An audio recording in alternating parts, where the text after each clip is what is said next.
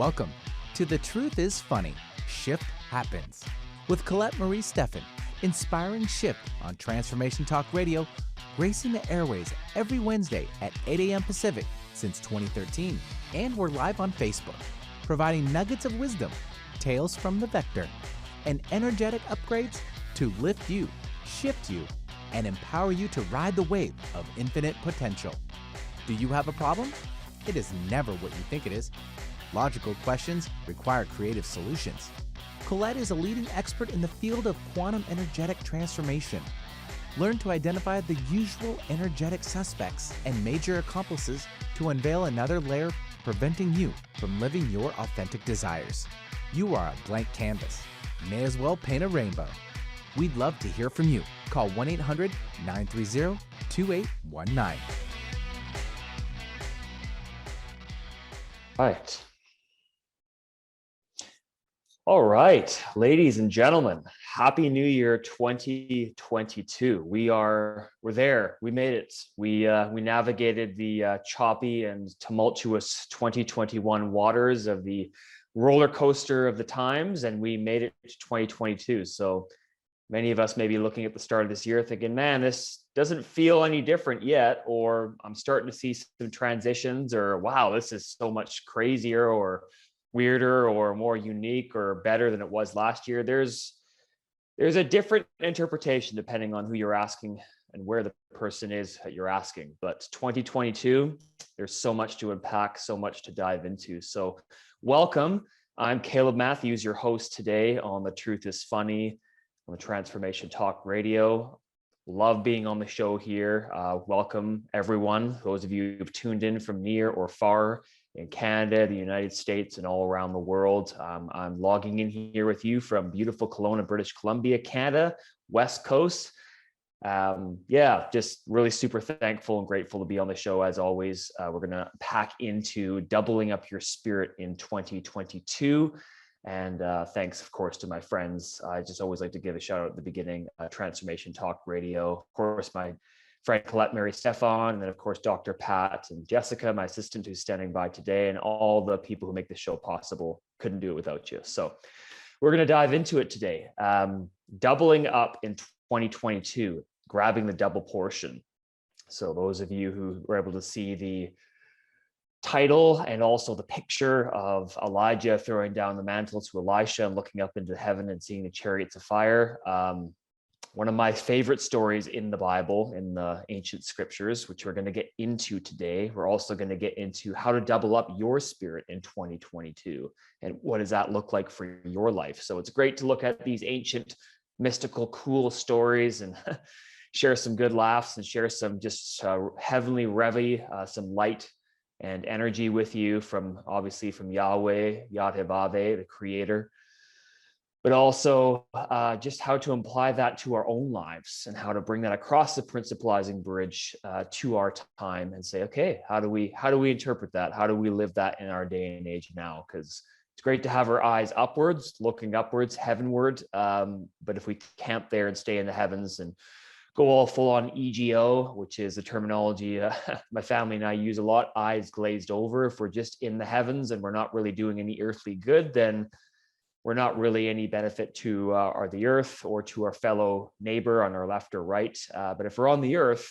and we have our feet planted here and we're looking down and we're not looking up, like Elisha looked to Elijah to catch the mantle, the double portion, then we're no heavenly good. We're not going to make any changes or differences here on the earth. So I've got lots to package into our 1 hour talks, which I love. Hopefully you've enjoyed these talks as well. We're going to have one break in between as per usual on the halfway mark and then go right into it because I got a lot to talk about, a lot to impart, a lot to share with you. And hopefully as you walk away from this talk that there is a lot of tools that you can apply to your own life for today. So what does it look like to double up in 2022?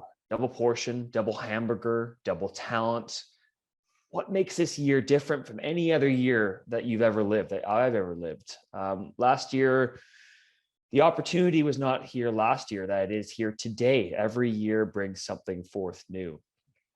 Every new opportunity, every new year, something unique is happening on the sands of time, on the human timeline.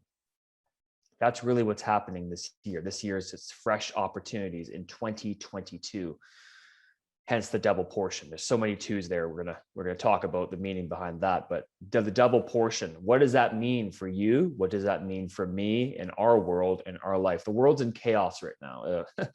Unless you've been living under a rock, the world is in chaos. There's so much chaos. There's so much talk. There's so much chatter. There's so much energy. There's so much things shifting right now. There's so many voices that are vying for attention or for them to be heard above all the other voices. But now is really more important now than ever to distinguish the energy, the light of heaven, that different spirit above the chaos of the world right now. So we've seen throughout history champions and entrepreneurs and heroes emerge from the different tumultuous times in humanity. That's really a truth and a principle of the ages, is no matter what happens, no matter what chaos is going on, no matter what things are being shaken and stirred up, always heroes that emerge, people, a unique group of people, individuals, men and women who rise above the quagmire of what's going on and just obtain that testimony. They obtain that double spirit. They get that double portion.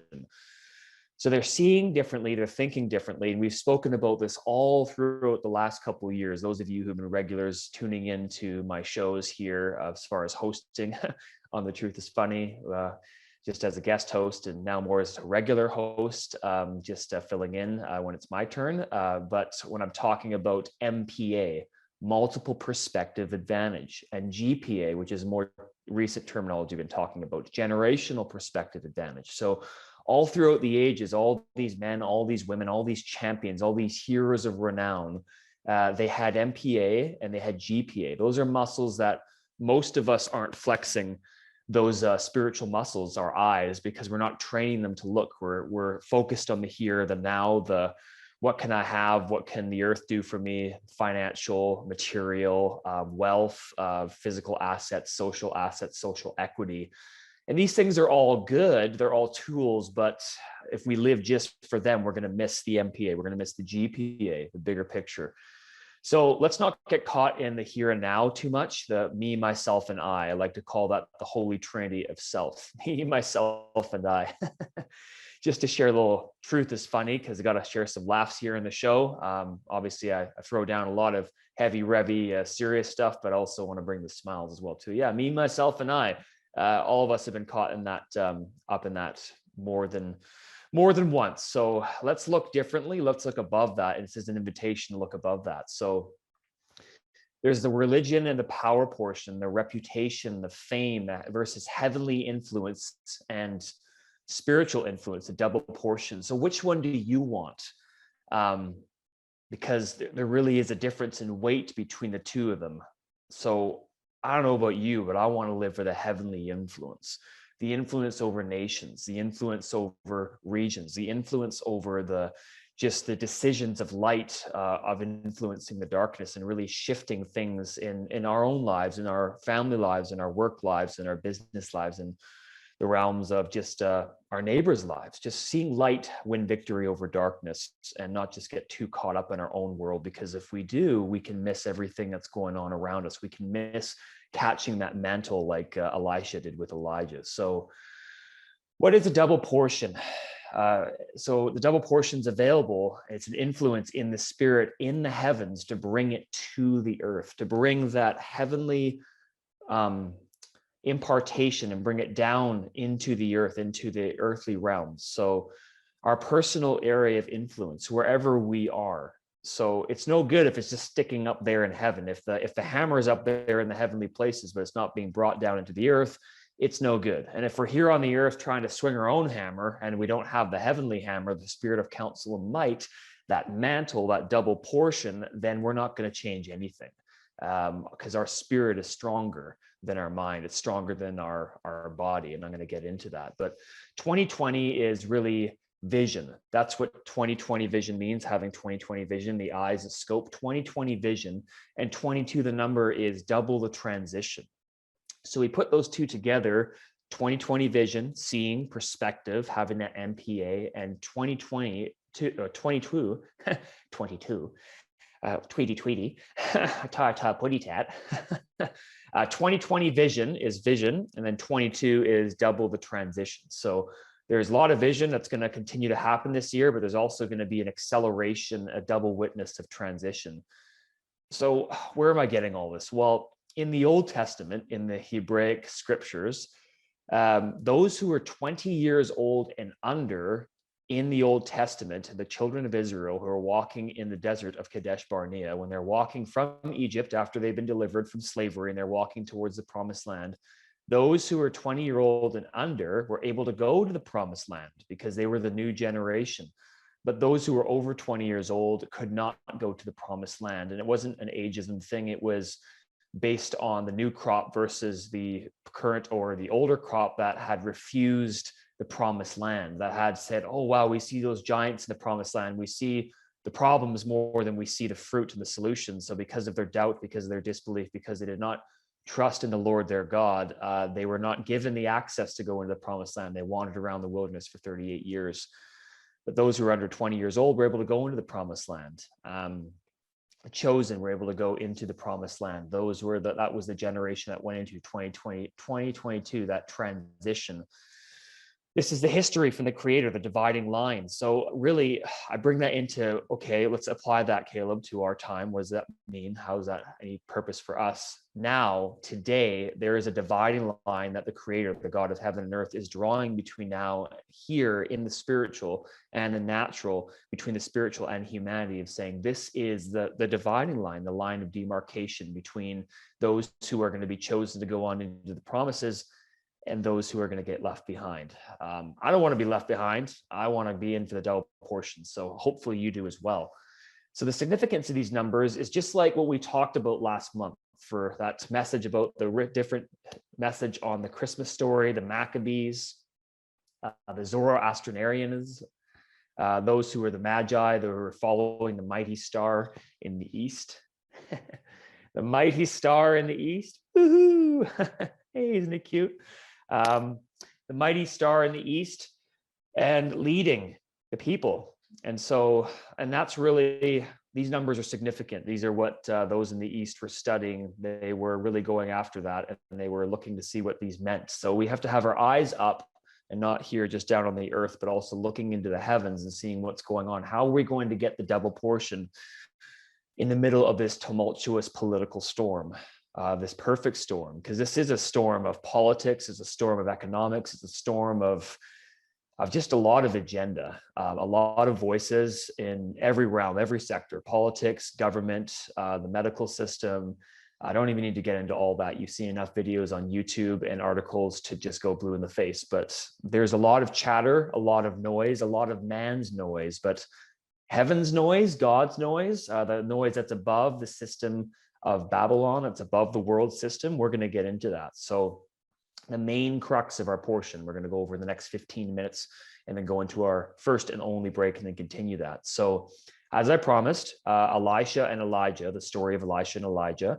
Elisha was a disciple of Elijah, and Elijah was the great prophet in the land of Israel in the book of 1 Kings. He was the wild man in the wilderness who had stood against the prophets of Baal and Asherah and Jezebel and Ahab, the wicked king and queen of the land, the queen who had married in from a foreign nation, who had brought in the dark gods, the gods that were not the God of Israel, the Yahweh of light, but foreign gods that were gods that required blood sacrifice, children sacrifice, and altars, and delivering children onto the altars to dark powers. And it was really a lot of evil stuff. But Jezebel and Ahab were the ones that ruled the land, and the prophets of Asherah and Baal, there were thousands, and there only was one who was standing against them, and it was Elijah, who stood for Yahweh's reputation, who stood for Yahweh's fame, who stood for the God of heaven, and confronted these powers on Mount Carmel, and fire came down and fell from heaven and showed his power in front of the darkness. So there was only a few thousand who had not bowed the knee to Baal, but as far as only one publicly who made the stand, it was Elijah. So that's where we come into as Elijah's ending his earthly ministry and his calling, and he's moving on. He's looking for his mantle to fall on someone else. So we find this ancient, mystical, amazing story in the book of 1 Kings, chapter 19, verses 19 to 21. So it says, Elijah went there and found Elisha, son of Shaphat. He was plowing 12 yoke of oxen, and he himself was driving the 12th pair. Elijah went up to him and threw his cloak around him. And then Elisha left his oxen and ran after Elijah. Let me kiss my father and mother goodbye, he said, and then I will come to you. And Elijah said, go back. What have I done to you? So Elisha left him and went back. He then took his yoke of oxen, he slaughtered them, and he burned the plowing equipment to cook the meat and gave it to the people, and they ate. And then he set out and followed Elijah and became his servant. A lot of really interesting stuff there. He just this massive shift. This is a really massive shift from a very savvy, young, successful businessman who honored his family, who was very wealthy in the community and social equity and business assets. He gave up a lot to follow a rogue preacher, a crazy man seeming on the outward appearance. What could he be looking for? What was he looking for? Well, let's go into that deeper. Elisha and Elijah. Elijah means Yahweh is God, and the name of Elisha means God is my salvation. So Yahweh is God, God is my salvation. There is a coming together. There is a double portion of the might of Yahweh, but also God being the Savior, just coming together. So that's what their names meant. So it was a convergence of that in the spiritual. But going back into the natural, Elijah was calling Elisha with another mantle. This would require leaving behind his wealth and notoriety that I talked about. So his business savvy, his equity, his social equity, everything he'd built up in the community, he'd honored his parents. His eyes were on the right place at that time. He was working the land, tilling the field, tilling his field, and being faithful with that. So that's what we're doing right now. But he was also looking for something else. His eyes were fixed in a different direction, which I'm going to get into the geography and the land and just how Elisha was even in that geographical place. He was fixed where his eyes were on his generational line, his inheritance. But Elisha would, in the coming days with Elijah, would be given tests, and Elijah would try to shake him off every step of the way, from the stay here at the school of the prophets with the other guys to stay content with different areas of your spiritual walk. Elijah was about to put Elisha through the ringers. He was about to test the young prodigy to see how hungry he was, how desperate he was to actually get this double portion. And we need to ask ourselves this question now. You're probably thinking to me throughout this talk, what does this have to do with me? What does this ancient story of Elisha and Elijah have to do with me? Well, for those of us, most of us probably live very, middle class or very decent lives here over in North America or in the Western world. We've got our sphere of influence. We have our business realm, our social equity, our family, and lots of stuff that we have. We're living day to day. We're managing what we have, but there comes a time when heaven's cloak is thrown around our shoulders and the double portion, an invitation comes to say, do you want to get up higher? Do we want to get up higher and see that MPA, that multiple perspective advantage, heaven's perspective advantage, and the generational perspective advantage? So Elisha was being called by another mantle by Elijah. This required him leaving behind everything he had known to that point. It required passing many tests. It would require Elisha not letting Elijah out of his sight, not letting anything else shake him off, any distractions, any outer noise, until Elisha saw Elijah taken up into heaven. He tested Elisha. Elijah tested Elisha to see if he wanted. And do we really want this, guys? Do we really want this? Because life's tests are going to come, and they're going to test us to see, are we happy with the here and now? Are we happy with the material realm? Are we happy with the me, myself, and I? Or do we want something more that's going to break through our day-to-day life and just say, you know what, I want to live for the more. We only got one life to live. We got one ticket, one Willy Wonka golden ticket to just wonderland of this. Just, there's so many treats out there. There's some tasty treats, but there's the tastiest treat, which is the heavenly mantle, the star in the heaven. So look at that. Woo!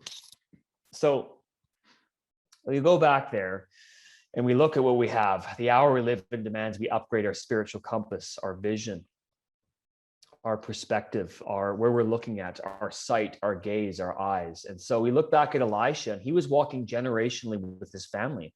He was tilling the land. He was honoring what his father and mother had given to him. He had a pretty good life. He worked hard. He was in the field he was supposed to be at that time. He was a righteous man. He walked with God. But Elisha, it took him a few years to literally follow along with Elijah. He had to get it. He had to start working it out. But it was decades of choosing to focus on higher values, discipline, hard work, and walking right. It wasn't just like he was some guy that was, I'm wondering if I'm going to, have my vision looking in the right direction. I wonder if I'm going to keep my focus on the right thing. I wonder if I'm going to be a man, or, if you're a lady of integrity, a person of integrity. But he had flexed that muscle. He had built his MPA, his GPA, and he became a primary candidate for heaven. He became a primary candidate for Elijah to throw around his mantle to Elisha and say, come and follow me, get your double portion. Whew. Woo! So Elisha had his eyes towards Mount Horeb. What's Mount Horeb? So what am I talking about right here? So when he's plowing the oxen, when he's working the land, he's working his father's field. Here's some facts about geography. Mount Horeb, where God met Moses. Remember, I talked about the children of Israel that came out of Egypt and was led by Moses. Mount Horeb was Mount Sinai, one in the same place, geographically, where God met Moses and gave him the 10 Commandments. Those of us who have seen the film and all the Broadway musicals, the 10 Commandments coming down from the mountain, and read the scriptures and the story in Exodus where Moses receives the law of God. That was Mount Sinai, also called Mount Horeb. And that was on the way to Damascus. And between Damascus city, Mount Horeb, Sinai, this way, in between that place was where Elisha was tilling the ground. He was working his father's field where he was plowing the 12 yoke of oxen. And that's where Elijah went over to him and threw his mantle over Elisha's shoulders and invested in him the spiritual prophet of the seer and the prophetic office, the heavenly courts, the gift of looking into the heavenly places and paying that price. So think about it for a minute. Get into your Elisha shoes. Go back with me a few thousand years. Here you got Elisha, man that's getting up every day, probably feeding the pigs and the horses in the stable, and then yoking up the oxen, putting on the heavy yoke, because this is hard work. I don't know if you've seen some documentaries over from Egypt or in the Middle East or in the ancient world, of even people who live out in the farms nowadays, but it's tough work. It's tough slugging, pushing oxen, especially yourself when you're carrying up the yoke. We didn't have all these 21st century equipment. It was all on the person pushing the yoke of oxen. So let's get ourselves into the shoes of Elisha, pushing the oxen, pushing that, and just working with the 12 oxen and pushing the fields and just in the hard sweat in the sun, on the beating sun every day, and really doing this and honoring his inheritance of what he had. But his face every morning when he got up, his face when he was working those fields would have been faced towards Mount Horeb, Mount Sinai, the place where generations before Moses had received the 10 Commandments. That went for the Hebrew and for the Jew, that was the holiest of places, because that's where their inheritance, that's where their generational mantle came from, their perspective. So all their heroes of renown and the faith and all those who had gone on before them, who had come to the promised land, had come from that place, to that direction. So his face was towards the higher mountain. His face was towards the higher testimony. His face was towards the double portion. He was looking for that double portion. He was ready. His feet were planted. His seeds were planted. His roots were planted. So are we planted? Are our feet planted? Are we working the field that we have faithfully? And it can look different for each one of us, but are we working that faithfully and ready for the double portion should that invitation come to us? So the distance from this field in between Horeb and Damascus, Mount Sinai, Mount Horeb and Damascus, was distant but visible. It was about 409 miles. It was like seeing Mount St. Helens erected above the valleys and the fields. It was far, but it wasn't that far. This is where the prophets went face to face with God and the angels, as I said, and he could see that place, that meeting place from the plains of Damascus. So he plowed the oxen. He kept his eyes on the spiritual pilgrimage. Elisha had a different spirit, and he was looking for a different country, a heavenly home. So I'm going to take this across this bridge in the next few minutes, and then we're going to go to our break. This is perfect. We're getting halfway through. You guys tracking with me so far? Whenever my mom, my friend, my best friend, oh, mama's boy, we always do this. We always pop our fingers like this, popcorn, revelating. We're stewing on something. So we're stewing on this revelation. So here we are, guys. We're stewing on this double portion of so far we've gotten into Elisha working the fields, plowing his oxen. And how does that look like for our lives of staying in our metric, in our realm of being faithful to our day-to-day lives, but also keeping our eyes towards the mountain, towards the double portion, towards the heavenly realm, looking up. So how do we rearrange our daily lives to face with a meeting place of God's encounter, his mountain? This is really important. How do we lay our groundwork for our environment? These grounds lay the foundation for encounters. So I'm not saying, oh, just drop everything, drop your 8-hour workday and go up and meditate for 7 hours and, out in the wilderness, and you're going to get your calling. You're going to get your great spiritual calling. That's not what I'm suggesting. I'm suggesting it's a posture of the heart. It's a posture of the spirit to find that place with the Creator, with your higher power, with Christ, who my higher power is, with the great light, with the Father of lights, to find that place of let's step aside from the rat race, from the hamster wheel, going along the wheel and getting caught up with food, money, taxes, social equity, friendship equity, business equity, financial equity, all of them that are good things, but in the grand scheme of them being tools to help us get through life and see the bigger picture, the multiple perspective advantage, the generational perspective advantage, we got to have our eyes on the prize. Do you want your eyes on the prize? I want my eyes on the prize. So we got 3 minutes before we're heading into break, so we just got a few more minutes. But Elijah and Elisha, they spent their final days together before being taken up. So this is where they were just going through the tests. Elijah was taking Elisha through the ringer. So now as we transition, as we head into our break here, but as I'm going to say, Elijah starts to take Elisha into the transition. All right, I threw the mantle around you. You burned your oxen, or you slaughtered your oxen, burned your yoke, and just gave the food to the neighbors. And you left your father and your mother's house, and you kissed them goodbye. Because kissing them goodbye would have been, all right, this is goodbye. I'm becoming a man now. Not that he wasn't before, but now truly a fully mature man in the spiritual sense of walking in his calling, because this is what he was called to do.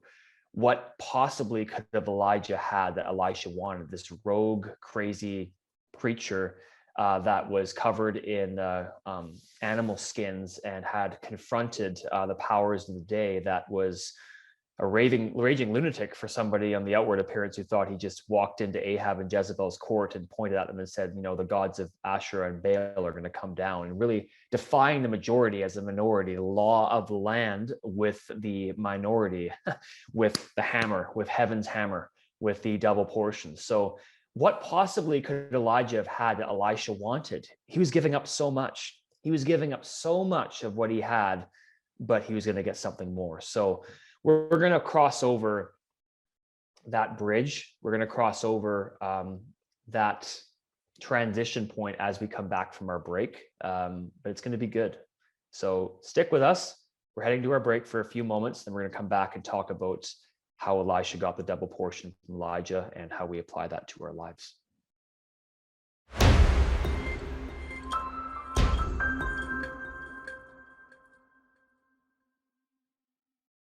So here is Mizpah. I promised Jessica when we were talking on the break, I'm going to introduce to you the name of the star that I'm with. This is Mizpah. I called Mizpah Mizpah. Isn't he a cutie?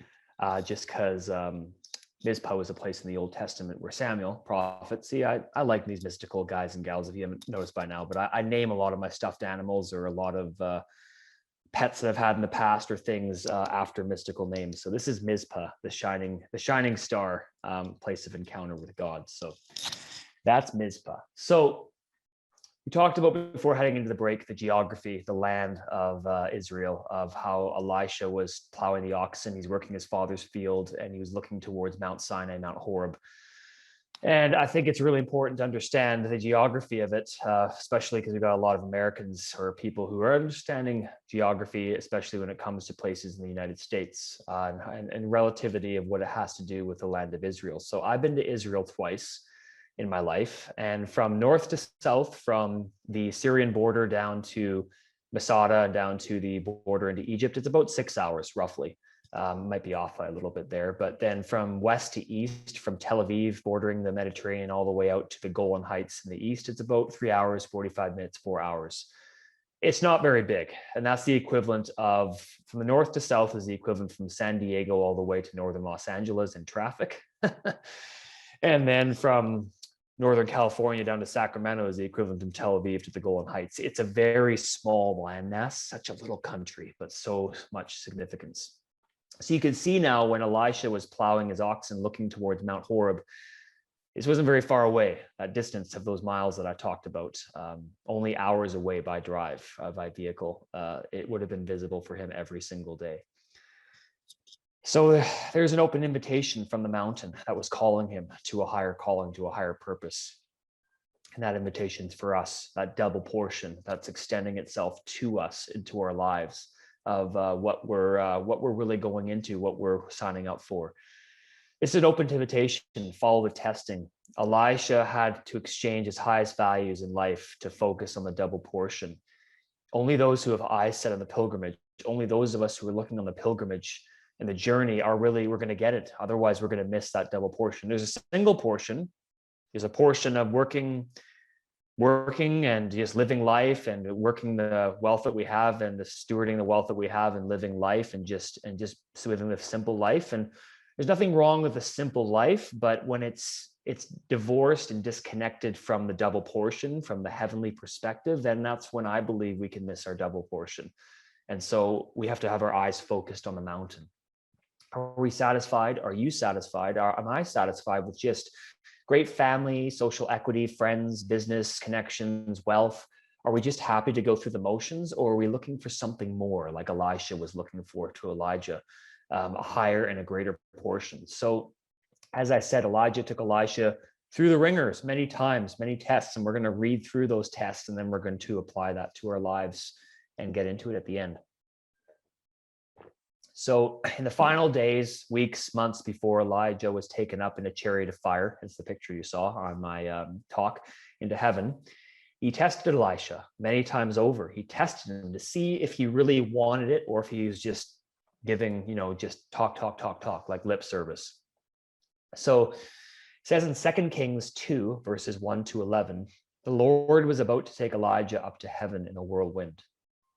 Elijah and Elisha were on the way from Gilgal. Elijah said to Elisha, "Stay here. The Lord has sent me to Bethel." But Elisha said, "Surely as the Lord lives and as you live, I will not leave you." So they went down to Bethel. The company of the prophets of Bethel came out to Elisha and asked, "Do you know that the Lord is going to take away your master from you today?" "Yes, I know," Elisha said. "Be quiet." So Elijah said to him, "Stay here, Elisha. The Lord has sent me to Jericho." And he replied, "As surely as the Lord lives, I will not leave you." So they went to Jericho, and the company of prophets at Jericho went up to Elisha and asked him, "Do you know that the Lord is going to take your master from you today?" They kept on haggling him. "Yes, I know," he replied, "so be quiet." And Elijah said to him, "Stay here. The Lord has sent me to Jordan." And he replied, "As surely as the Lord lives and as you live, I will not leave you." So the two of them walked on. 50 men from the company of the prophets stood at a distance, facing the place where Elijah and Elisha had stopped at the Jordan. Elijah took his cloak, rolled it up, and struck the water.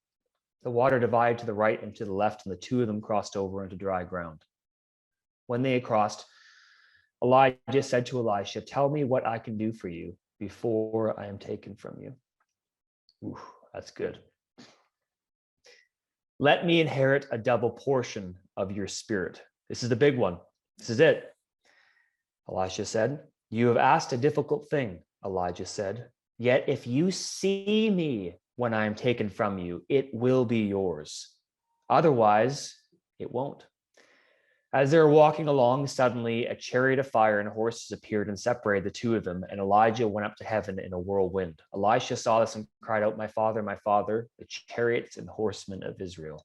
Notice how he said, my father, my father. It was an endearing term. Elijah was like a father to him, but I think many of us in that moment would have seen the horsemen, the glitter, the lights, the glamour, but they wouldn't have seen the Father. They wouldn't have seen the Master. That's a lesson for us. Even when the good stuff starts to happen, let's keep our eyes fixed on the Father of lights, on the Father of eternity, on El Elyon, the Most High God. Let's keep our eyes on the heavenly picture, on the MPA, multiple perspective event, a GPA. Anyway, side note.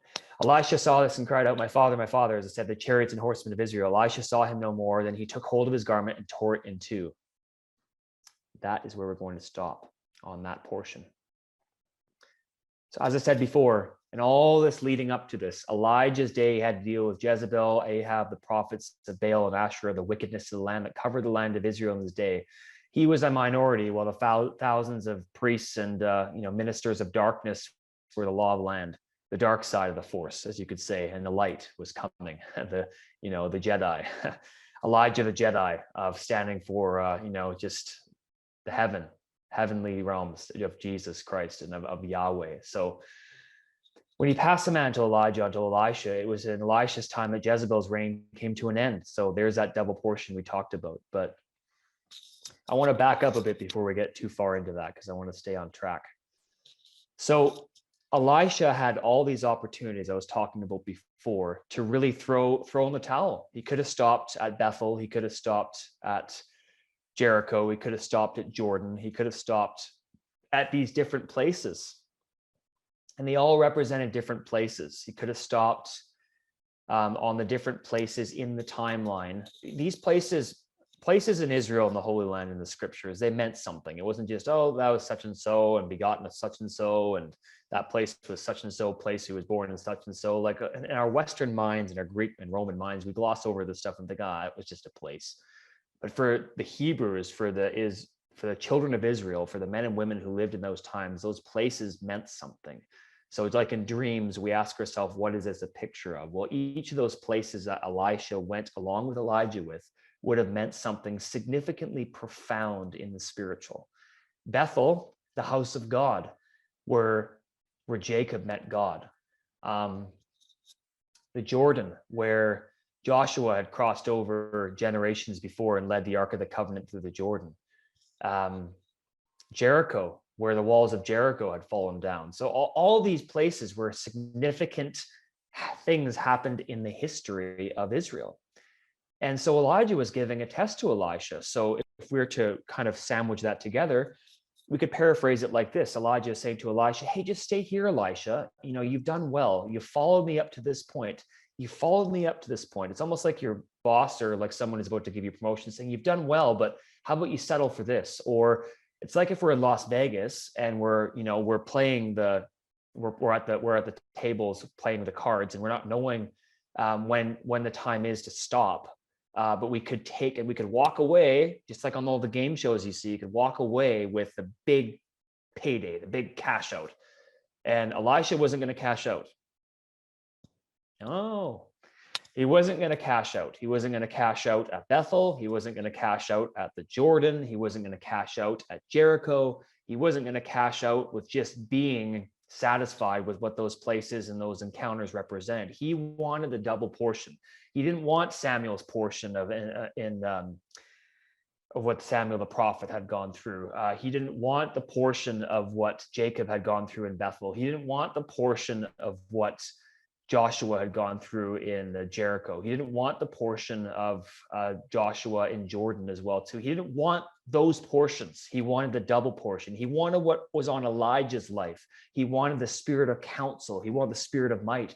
He wanted that spirit that could overthrow the law of the land that was wicked, that was absolutely wicked and profane and perverse and twisted and crooked and iniquitous. He wanted that double portion to reach into the heavenly places, bring that hammer down and say, I want to be a change in my land, in my life, in the land of the living, where the promised land is. I want to be now in my life. I want it to overthrow the powers that be and bring God's light, Yahweh's life, El Elyon, the Most High God. I want that. I don't want to let go of you, Elijah. hey, I'm not going to let you go to the bathroom. I don't want to let you out of my sight, because maybe when you go out of the bathroom to the side of the cliff there, that God's going to take you up. Like, I was serious. He didn't want to let his master out of his sight. And that's what we have to be. How does it look like for me and you? We could be working our life, our field, our tilling our ground. We cannot let God out of our sight. We cannot let our higher power out of our sight.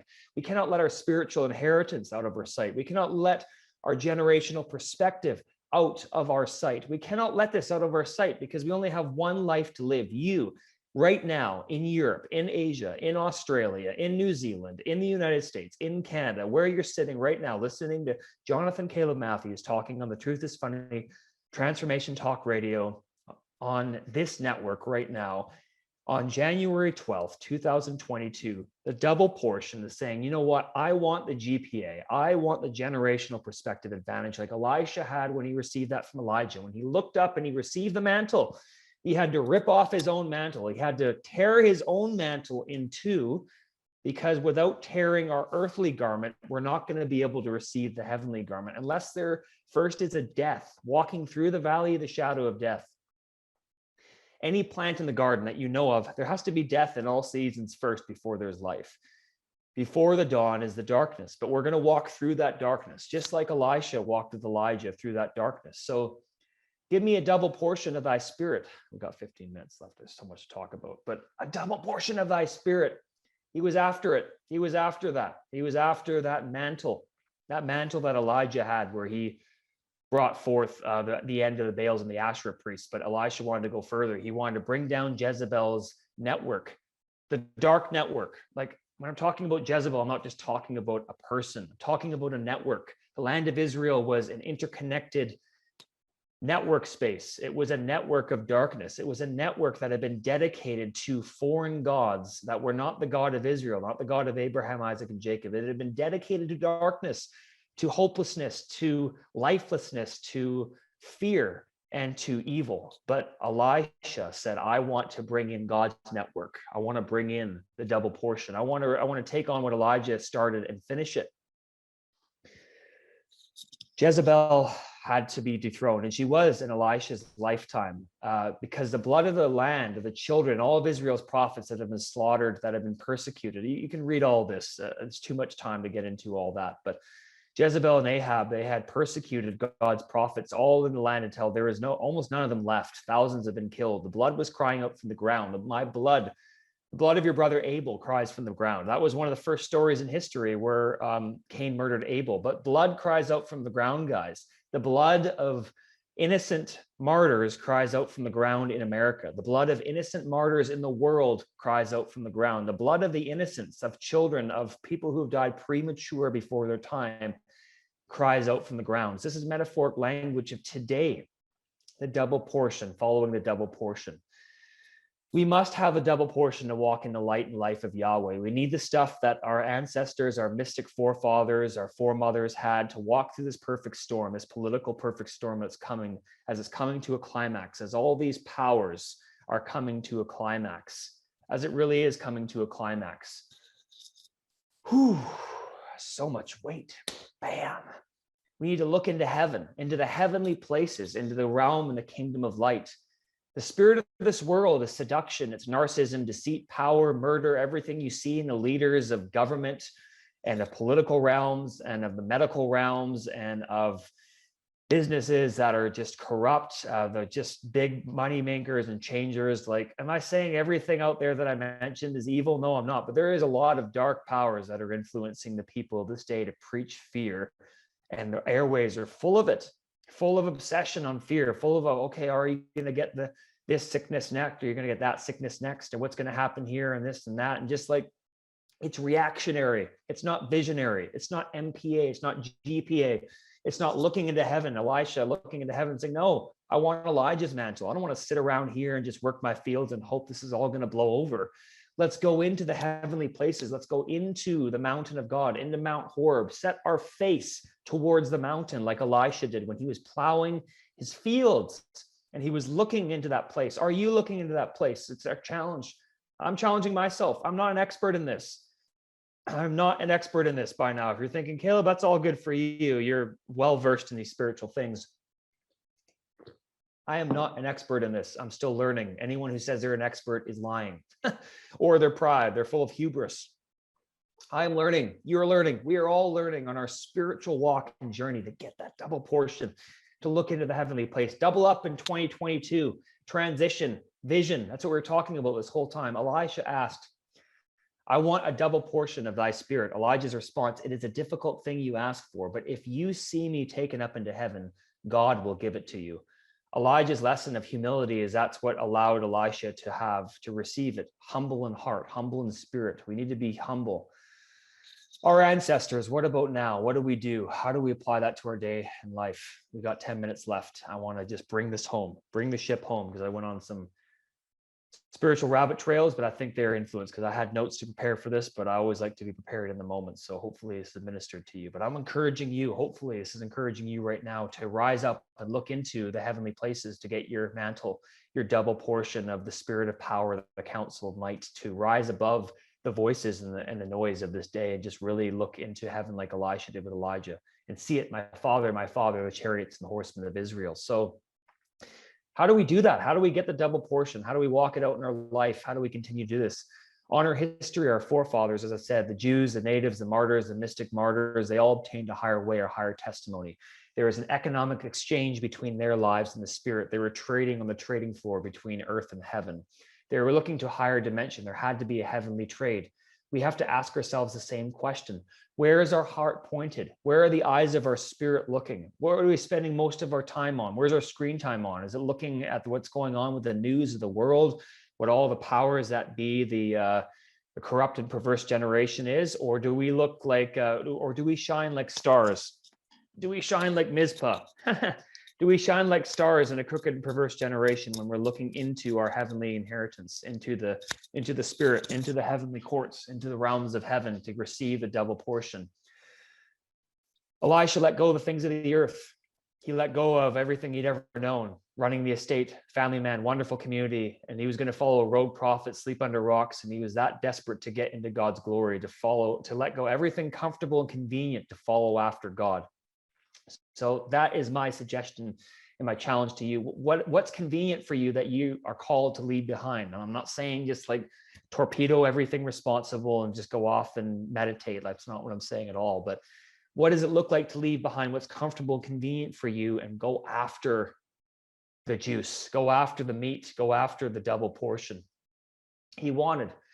Elisha wanted that level of encounter that Elijah had, talking with angels and speaking with the face of God. His eyes were looking at the eyes of his master, my father, the chariots of horsemen of Israel. He was calling out to his father even as his mentor was being taken up.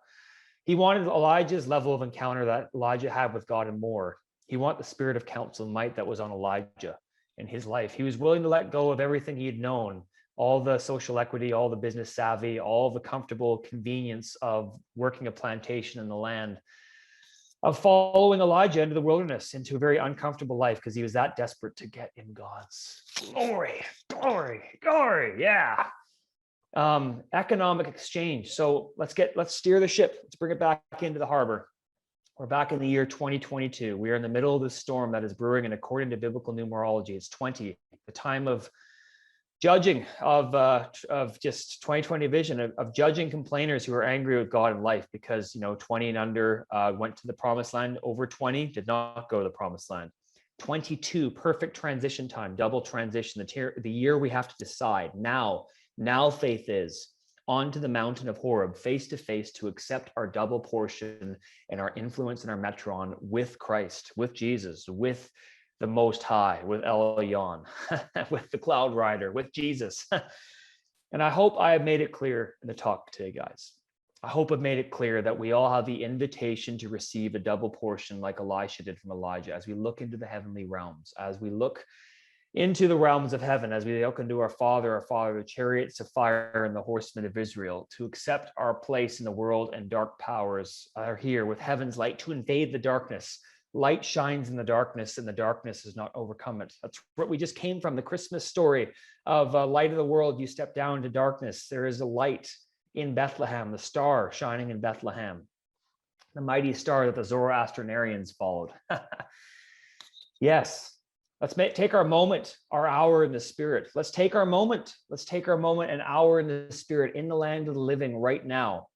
So I'm going to pray for you at the end here before we go, because we've only got a few minutes. But let's take our moment right now.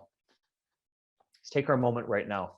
There's so many people standing in the world right now. There's so many things shifting that are saying enough of these immoral mandates, enough of these laws, enough of this darkness, of these chains, enough of this, and then we're going to stand up for truth.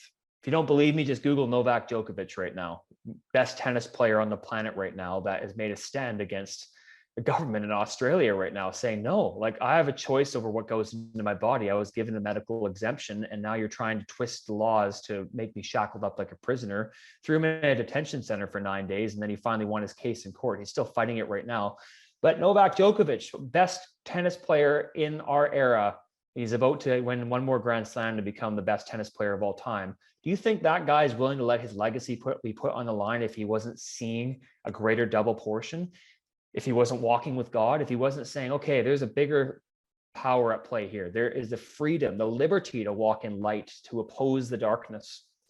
So what does that look like for you and I? Well, we have to look off of our current realm. We need to look into the heavenly realm. We got to see that there is the MPA, the multiple perspective advantage, the GPA, the generational perspective advantage. So let's look into our double portion right now. Toss aside everything else, security, status, intellectual offices, just everything else to be compared to the mystical union that we are connected to with God. All the other equity trading pieces, they pale in comparison to heaven's equity, to heaven's light. So, Spirit of God, living God, Father of lights, Father of eternity, El Elyon, thank you, Father, that you are the double portion. You are the inheritance. You are the mantle. You are the one that is catching us up into the chariots of fire. You are the one that is a mountain of God, Mount Horeb, that is standing in front of our face every day as we go to work, every day as we look after our family, every day as we go for a walk in nature, every day as we wake up in the morning. You are our mountain of encounter. You are our double portion. So I pray right now across the airwaves that the spirit of counsel and might would be upon my listeners, and their dreams would be filled with angels and with the face of God and with the light, the double portion to double up in 2022 and go into the promised land. I bless you in the name of Yeshua HaMashiach, El Shaddai, Jesus, the Father of eternity, the Father of lights, with the double portion to double up in 2022. See you guys. Have a nice day. You've been listening to The Truth is Funny, Shift Happens, with Colette Marie Steffen, gracing the airwaves every Wednesdays at 8 a.m. Pacific since 2013.